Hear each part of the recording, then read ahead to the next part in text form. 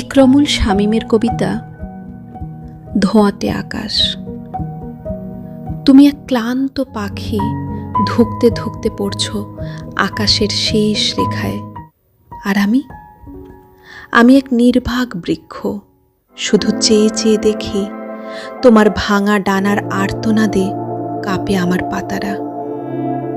তুমি হয়তো স্বপ্নের নীড়ে বাসা বুনেছিলে, অজস্র আশ্বাস ছিল যেন ডালিতে রাখা ফুল।